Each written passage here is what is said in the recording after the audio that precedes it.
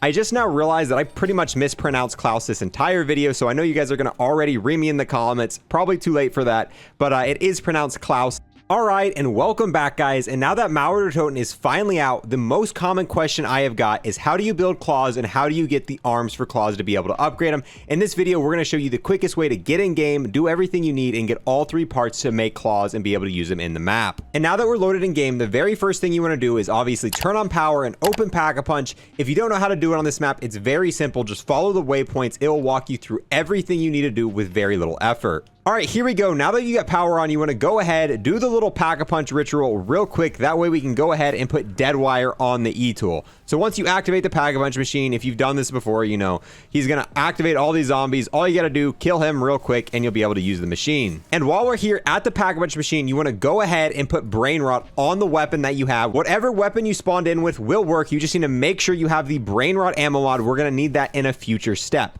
And since we're already in the location here, you want to head out into the mud area and we're going to look for piles of dirt on the ground to dig up. As you see here, we're going to dig this up and you're going to want to keep digging up these piles. This is what they look like until you find the very first piece for claws. Be careful though, you want to stay out of these spotlights. If you enter the spotlight, the trap is going to see you and start shooting at you. If that does happen, you're going to want to run back to the middle area, go to the other side, kind of look over here and just go back and forth. All right, here we go. And that right there, you just saw we got the satellite dish needed for claws. It might take a few tries. I had to open about 6 or 7 of those until I was finally able to get the part needed. Oh, and here we go for our next part. About round 10, you're going to have a panzer spawn in. This is where you're going to get the second part needed. All you want to do is try not to die and kill the panzer. I'm going to use Ring of Fire to help us. Oh, there's a lot of zombies. I'm going to use Ring of Fire to help us out a little bit. And as soon as we kill this panzer, it should drop the second part we need for Hold on. But there we go. On the ground here, you'll see the battery. This is the second part you need for claws. And now from here, we're going to head to the location of the final part needed for claws, the hands here. From the Pack-a-Punch machine, if you go to this barricade, you're going to be able to blow it up. And this is going to be a little shortcut to get to where we need to go. After blowing up that barricade, you're going to go over here, head left into this building right here and take this rappel. And now after rappelling up, follow my exact movements. I'm going to walk you directly where you need to go. The reason I'm doing this part step by step is this is the most confusing part and people seem to have issues finding this room. We're going to go all the way to here until we're in hotel room 305. Once in hotel room 305, you're going to want to go ahead and turn a zombie. That zombie is going to start removing the barricade to this hotel room right here. And if you go up, you're going to see the robotic hands in the corner right here. If you go F to interact with them, it's going to give you this little animation. And this is the last and final part needed to activate claws. Now that we have all three parts, I'm going to head back to the power area. And from the power area, if you come through here,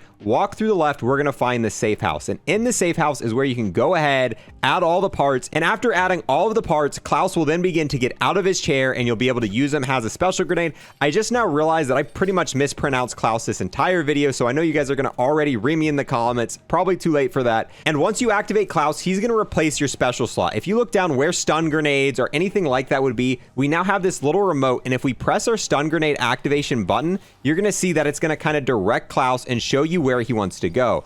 Now, after a while, Klaus will end up going back to his chair and you'll need to activate him again. It's going to cost you 2,000 points to activate him again. One thing to keep in mind is if you are in a co-op game, only the person who pays for Klaus or activates him will get the remote. Everyone else is going to keep their special grenades and stuff like that, and he's going to follow around and kind of help out the person who activate him. Something else that's extremely cool, if you remember the Civil Protector, just like the Civil Protector, if you manage to go, well, let's see if we can go down first. All right, there we go. Come on, Panzer, kill me. So just like the Civil Protector in Black Ops 3, once you go down, Klaus will come to you and actually revive you. So if you have quick revive and stuff like that, you'll be able to keep it, and Klaus is just going to be able to continuously revive you, which is definitely going to be extremely helpful for high rounds and, you know, other general stuff like that. Doing the Easter egg, whatever you want to do.